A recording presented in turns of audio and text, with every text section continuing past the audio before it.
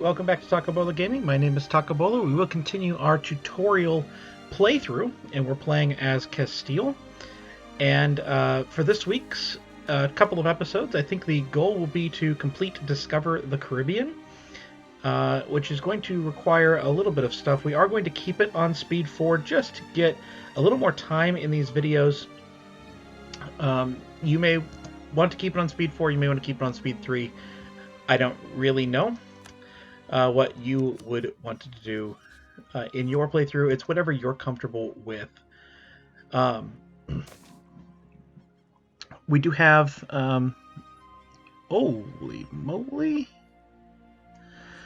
we do have Aragon under PU, and I did check, and Mamluks would still defend, and you can see this is a very even war. It's land I want, but it's not land I really need.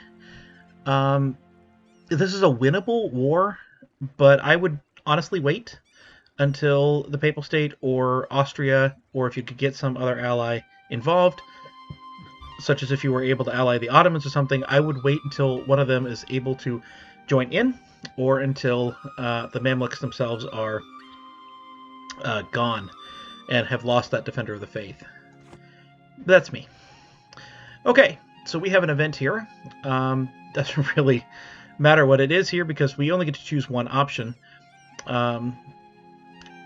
Looks like the Grenadins are rising up in revolt, and you will notice that this is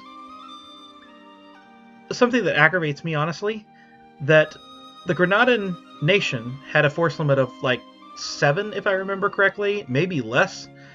And yet, this revolt is going to produce 30 some odd separatist regiments, 36 separatist regiments. So that's not cool. But right now, we have our morale down at 0, our maintenance down at 0. So the morale is down at 0, so which means that we would be adamantly destroyed by these separatists. Also, we have this castle here that is mothballed. So it has no garrison, so it would be immediately taken, and then we would have to re-siege it back through the whole castle shebang. We have 3 months after a event pops up, and usually it pauses automatically for that event. You have 3 months before it automatically accepts the top option, which in this case is the only option. Which means that if I click this right now, all those regiments would pop up down here. But if I wait, I can buy 3 months' time.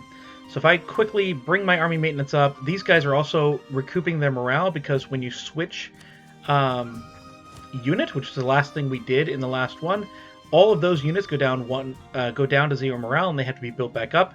And of course, that's all of those units in the mercenary stacks. So I am going to move them closer, but I'm going to wait and make this fire on its own. So in 3 months, roughly, I don't know if it's going to be like the 20th of whatever month that would be. I guess it would be October, maybe November. I don't know if it's going to be the 20th or the 1st, but we'll just wait. We'll let that happen there. And that'll give us a chance to get in position. It gives us a chance also, don't forget, I'm going to unmothball that fort. I'm just going to make sure there's nothing in Cueto down there. No. So we will be much more prepared for these when they strike at that point. We will lose 1 stability, but I have 2, so I'm not going to worry about that too much. I want to keep the admin so I can get my technology as quickly as possible. So let's see if it's November 20th or if it's the 1st of December. Or I guess maybe December 20th? Do I not have to click it at all? There we go. So it was the December 20th. And they have risen up. They took Granada, the capital that they had originally.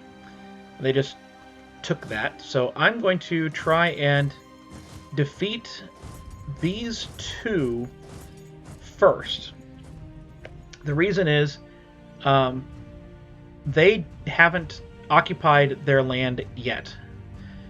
And so I want to get them before they occupy the land and get the bad effects when a rebel army occupies your land successfully, then you get bad effects. In Separatists, you get years of separatism, which is unrest. That's not good. I don't like that. So now I'm going to move back over here. This unit, because I unmothballed the fort, this unit is trying to take the fort, but they have a negative 49% chance of that happening, which means I don't have to worry about them occupying that for a while.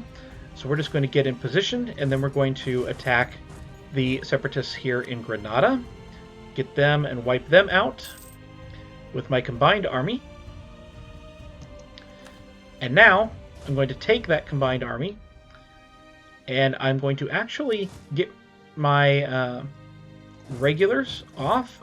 This group of mercenaries should be able to defeat 7,000 with the defensive bonus this time for us, since we defend a fort always. So I'm going to go ahead and cross in here. And they say we may get a crossing penalty. I don't believe that we will, because our maneuver is better than theirs, and they would be getting it anyway. If we did... Oh! Yeah, so terrain, -2, they get that penalty. And just like that, we are done. And now this fort, because it is no longer being sieged, will unoccupy, will free anything that is connected to it directly. And so it is going to revert to Castile. This territory here is going to free this territory. We don't have to sit on it. So I'm just going to move them back to Toledo, where we were, and we will continue. And basically, I'm going to just try and run some, general maintenance, if you will, between now and the 1470, when we can next attack Portugal. I should have another light ship. There it is. We're going to combine these together, and I'm going to tell them to protect trade in Sevilla. And I want to get one more light ship to protect trade in Sevilla. So we will do that at the shortest, which appears to be this one, 343 days. And then I have 2 more ships that I can do.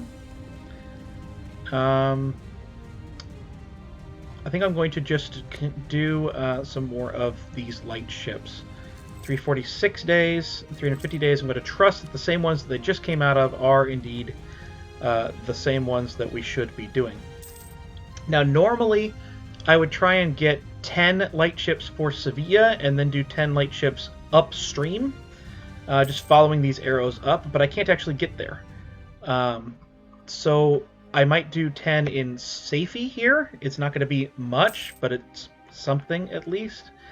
Or I might do some in Tunis, where now everything is being transferred over and out of that province over to, looks like, yeah, over to Sevilla. I might do either one of those things.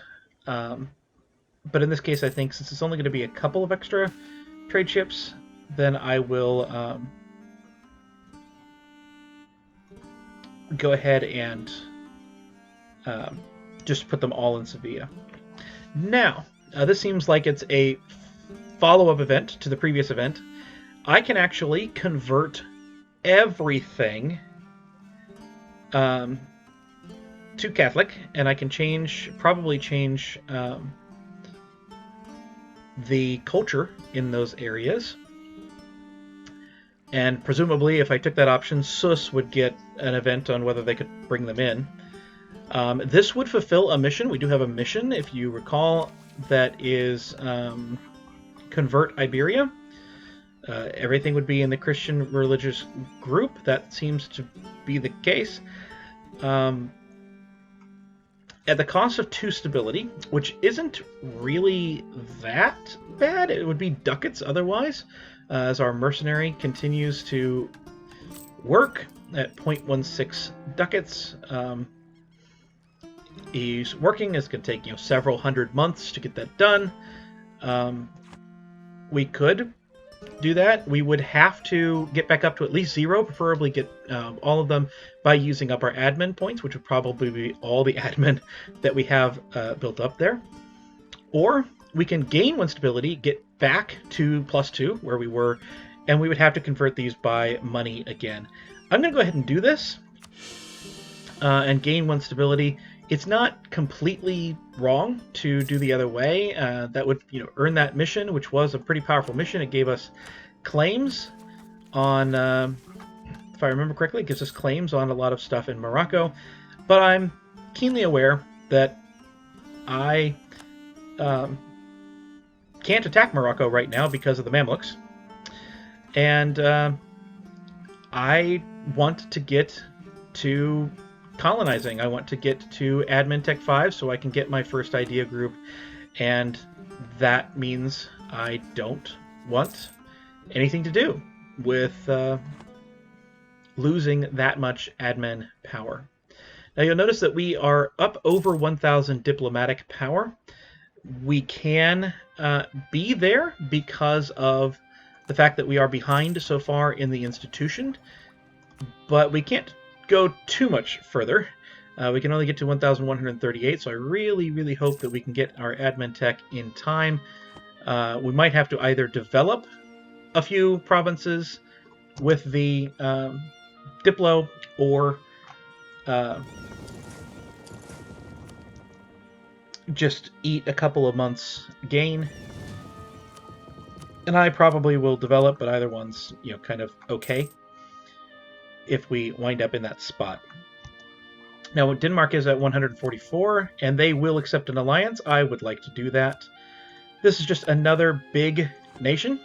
You'll notice I have a new flag up here. Too many diplomatic relations because I have Denmark, Austria, Aragon, the Papal State, all in alliances, and I have my march down in Algiers. But that's okay, because I'm still making 10 diplomatic power. That just means I'm losing 1 diplo power per extra relation. Right now that's only 1. It's not going to be that big of a deal to me.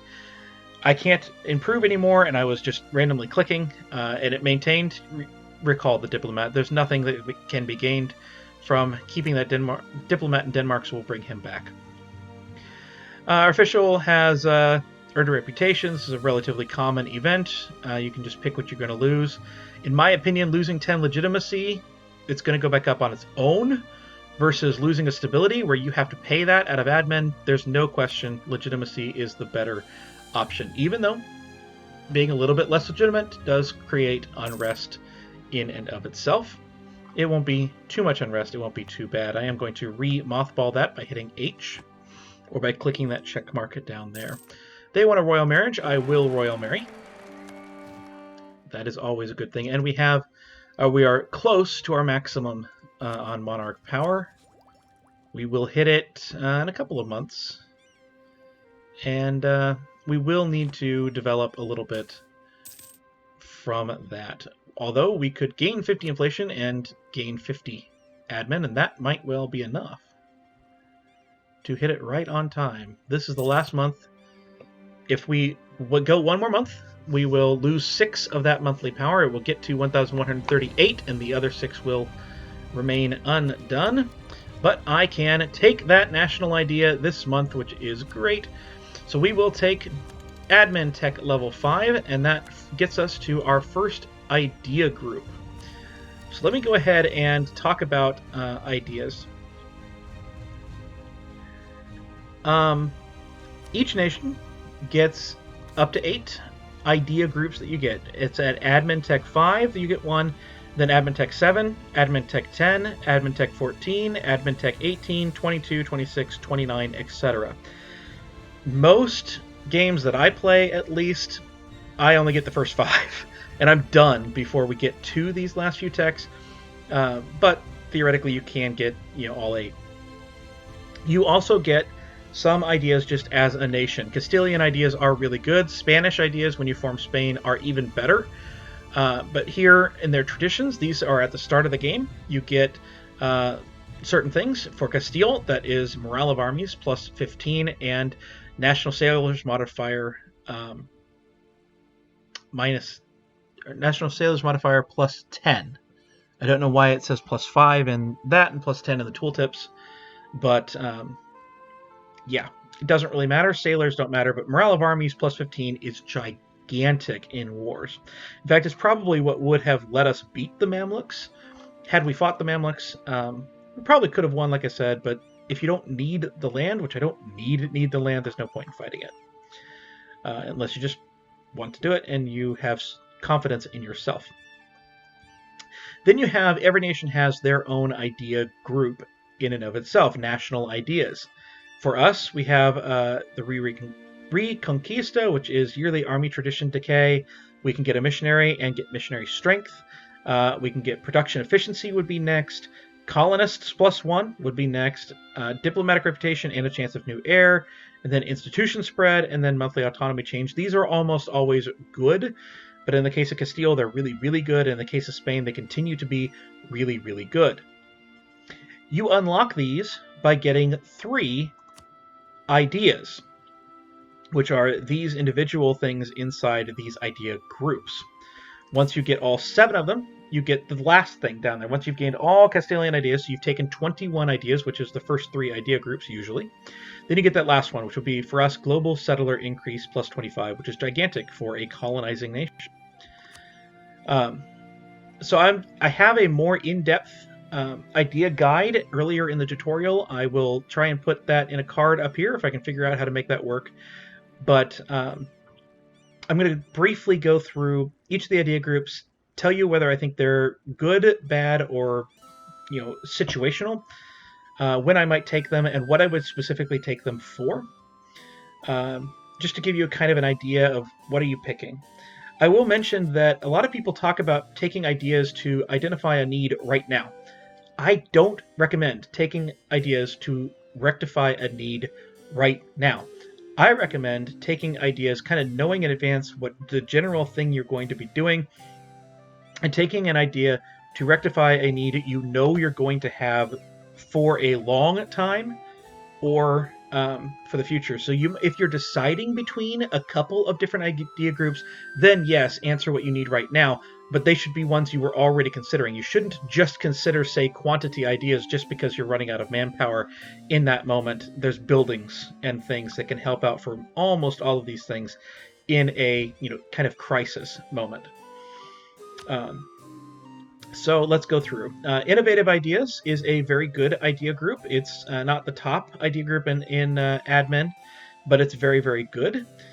This is one that you want to pick first, or maybe second, but no later than that. And the reason for that is this. One of their ideas, one of the biggest ideas in the group, is technology cost -10 and institution embracement cost -10. A lot of this other stuff would be okay, but you also have institution spread +25.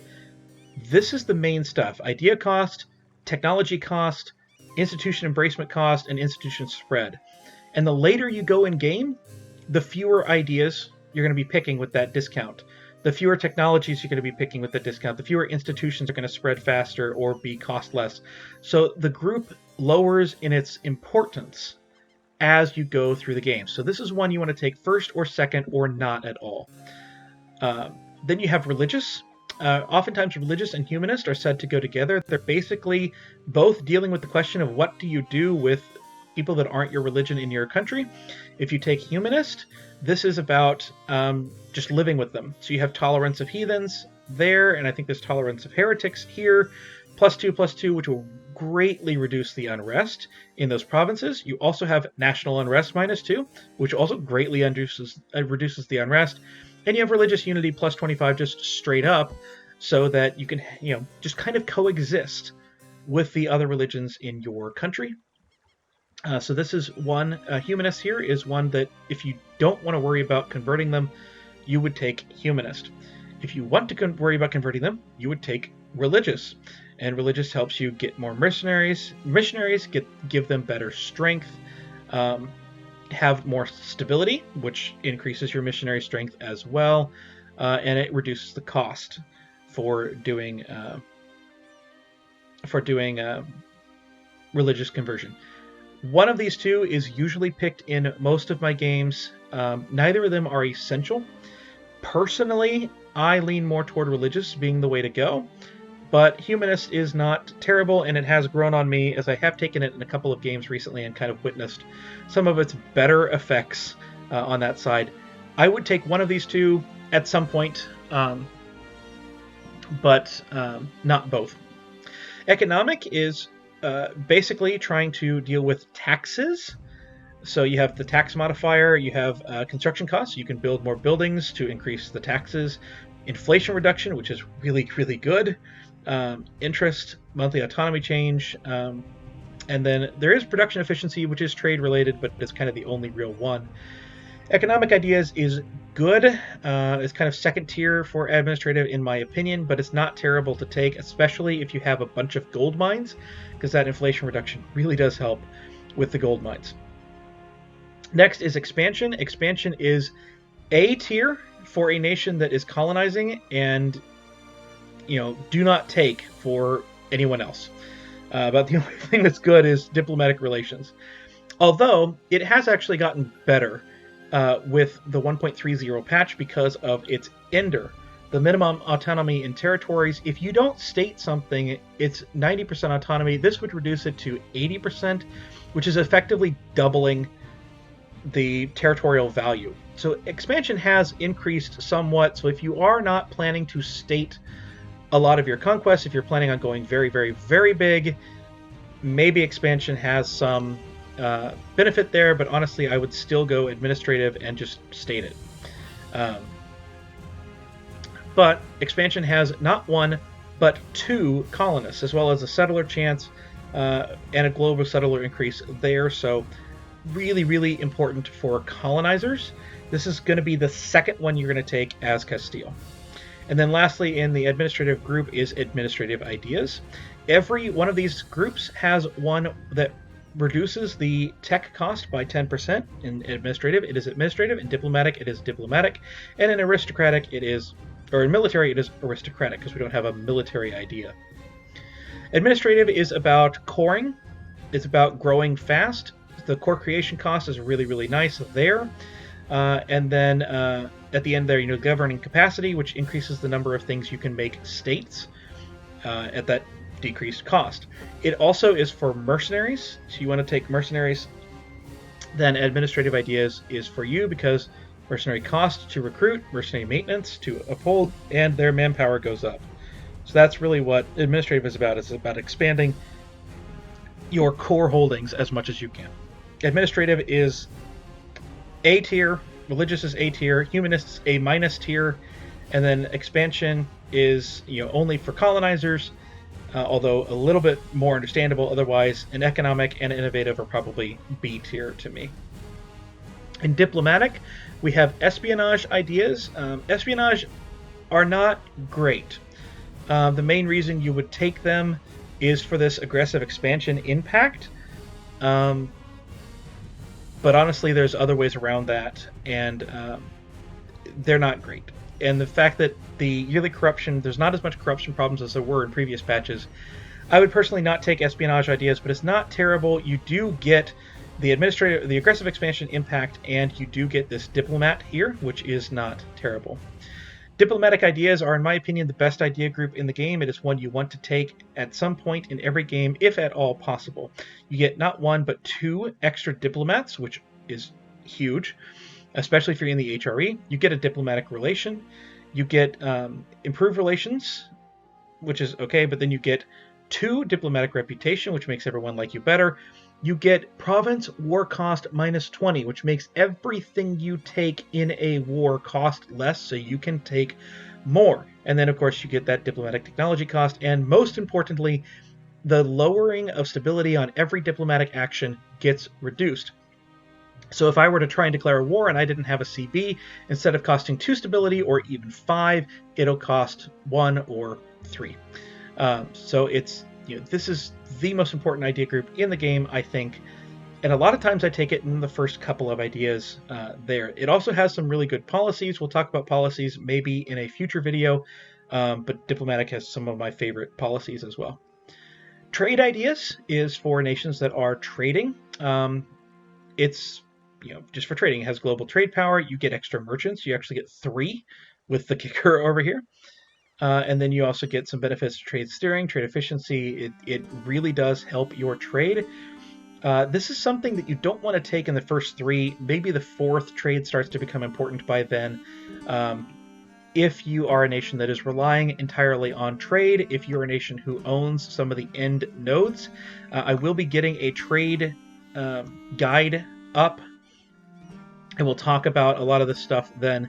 Right now, playing as Castile, Aragon, I don't think you're going to need trade ideas, but it's there. Exploration is for colonizers.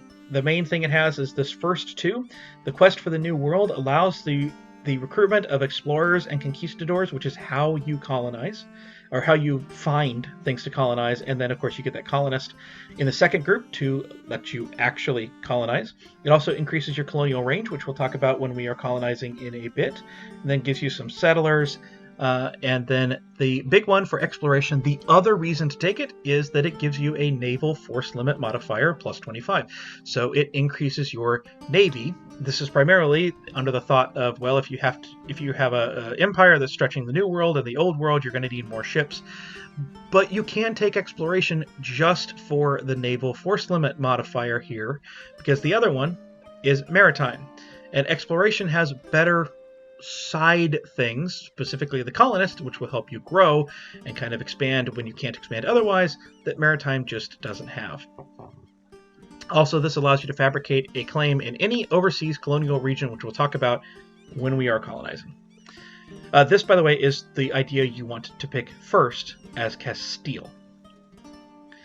Maritime Ideas is, like I said, it's for the Navy. You see more sailors, you can see the guns.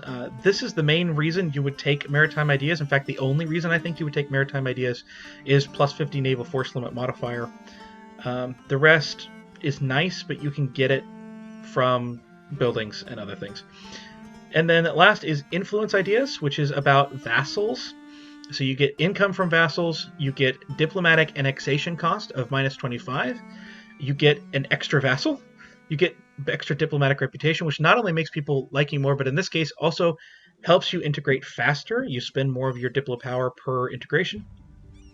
And the vassal force limit contribution, which I believe is only Army, but it could be Navy as well.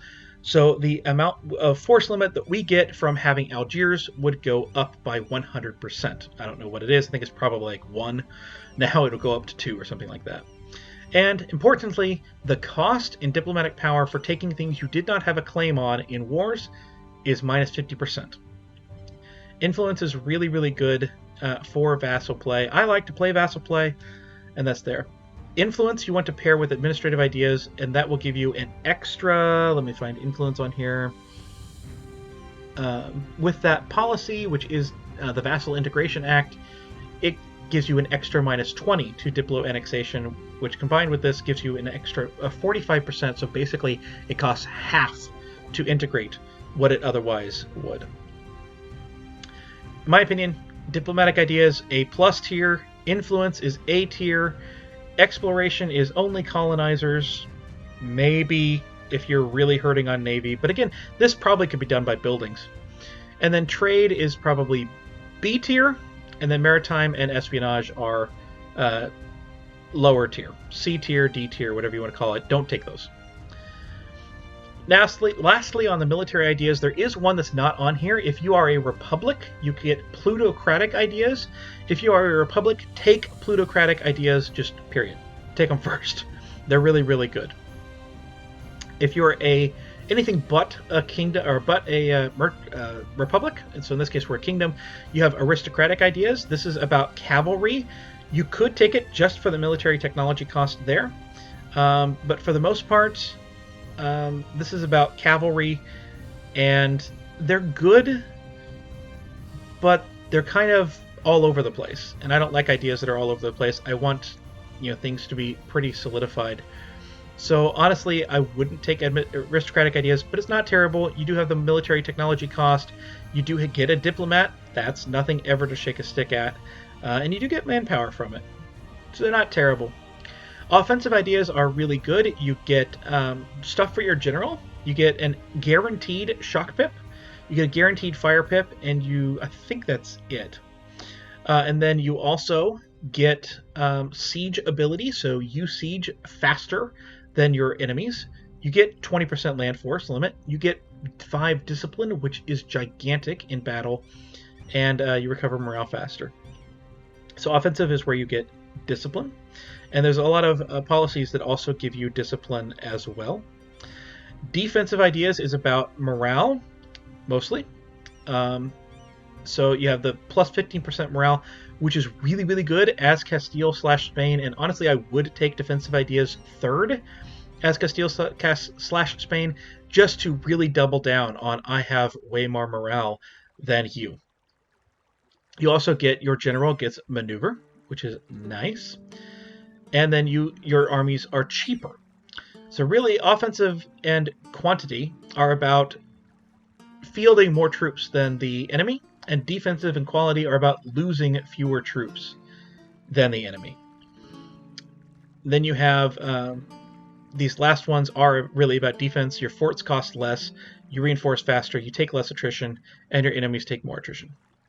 Quality is just improving the general quality. You get infantry combat ability, you get cavalry combat ability, you get artillery combat ability across the board. Your navies get a little bit. So if you are having problems with navy, honestly, I would take quality ideas over maritime or naval. You get ship durability, you get morale of navies, you get naval attrition. That usually helps enough. Navies aren't really that big of a deal. They can be overcome if you don't have naval abilities here. Quality also does give you discipline as well, along with the offensive. And then quantity is just about getting as many troops on the field as you can. You get more manpower there. You get land force limit plus 50% here. You get manpower recovery speed plus 20, so your manpower really starts to skyrocket up here. You will never have to deal with mercs if you take quantity ideas, which doesn't say never. You're very rarely going to have to deal with mercs when you're taking quantity ideas, and they cost less. So this is really about, getting more men. That's what you want to take quantity for. Quantity is not bad, especially as a beginner. I don't often take it in my campaigns any longer, but when I was beginning, this was a go-to guaranteed, and it's still not bad here early on. And then naval ideas are terrible. There is no reason for any of these that you should take them. But if you want to know the reason you take naval ideas is because they have the best policies in the game. The developers really want you to try and consider naval ideas, but don't. Just don't. They're F tier. So basically, offensive, defensive, quality, and quantity are A tier. Plutocratic is A tier. Aristocratic is B tier. And naval is F tier. But the way I normally look at things is I will only take 2 of these, and if I get to that 6th idea group, I might take a 3rd, or the 7th idea group, I might take a 3rd of these. Any of them really work. There is, if you take quality and quantity together, there start to be some events that you really don't necessarily like, so maybe don't take both of those, but really, take defensive and quality, quantity and offensive. Those are good, general ballparks. Do you want to overwhelm your opponents, or do you want to just fight better than your opponents? The last thing I will suggest is it can help. One thing that I like to do if I'm really deciding between a couple of different ideas is I will double down on what these are. These are a good general guide for what should you do as this country. Should you focus on morale? I want to focus on morale because I get morale in my ideas. I get a colonist in my ideas. Right here. I get a colonist in my ideas. So I'm going to focus on colonialism, right? Those types of things. I get production efficiency. I might focus on something that might give me some trade later on in the game. So that's the basic gist for my run as my idea group. If you want a little more in-depth, although that was pretty in-depth, you can go to the one there. But here we're going to take exploration ideas and start colonizing. And because I kept all that diplomatic power, I can take some of these. They cost 400 power per. Basically, they that can be modified down through various things, but here at the beginning is going to cost 400. And so I'm going to take the first 2 because I saved up all of that power. So that gives me a colonist, and it gives me the quest for the New World, and we will deal with what those mean next time. I've been Talking Bolo Gaming. I hope you have enjoyed. If you did, please like, comment, and subscribe down below, and I'll see you next time.